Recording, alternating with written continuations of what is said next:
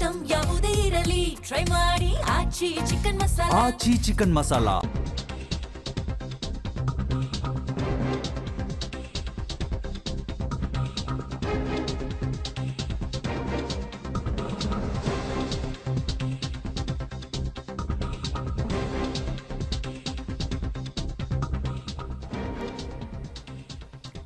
ಕಳೆದ ಒಂದು ತಿಂಗಳಿನಿಂದ ಯುದ್ಧ ಮುಂದುವರೆದಿದ್ದರ ಪರಿಣಾಮವಾಗಿ ವಾಯು ಹಾರಾಟಕ್ಕೆ ವಿಮಾನಗಳ ಹಾರಾಟಕ್ಕೆ ಸಮಸ್ಯೆ ಆಗಿತ್ತು. ಹಾಗಾಗಿ ಸ್ತಬ್ಧವಾಗಿತ್ತು. ಈಗ ಮಧ್ಯಪ್ರಾಚ್ಯ ಯುದ್ಧಕ್ಕೆ 2 ವಾರದ ಕದನ ವಿರಾಮ ಘೋಷಣೆಯಾಗ್ತದ ಹಾಗೆ ಇರಾಕ್ ವಾಯು ಪ್ರದೇಶ ರೇ ಓಪನ್ ಆಗಿದೆ ಮತ್ತು ಸಹಜ ಸ್ಥಿತಿಗೆ ಬರುವಂತಹ ಲಕ್ಷಣಗಳು ಕಾಣಿಸ್ತಾ ಇದೆ. ಏರ್ಪೋರ್ಟ್ಗಳನ್ನು ಸಹ ಈಗಾಗಲೇ ಓಪನ್ ಮಾಡಿಕೊಂಡಿರುವಂತಹ ಇರಾಕ್ ವಿಮಾನಗಳ ಹಾರಾಟಕ್ಕೆ ಮುಕ್ತ ಅವಕಾಶವನ್ನು ಕಲ್ಪಿಸಿರುವುದನ್ನು ಗಮನಿಸಬಹುದು.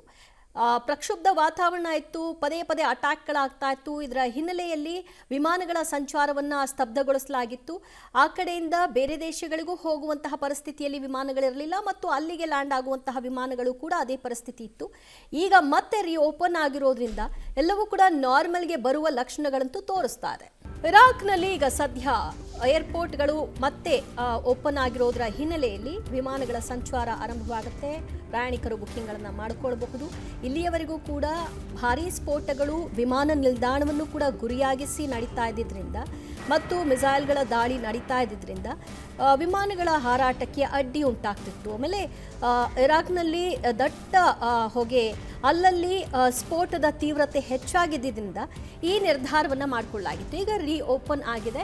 ಪರಿಣಾಮ 2 ವಾರಗಳ ಕದನ ವಿರಾಮ.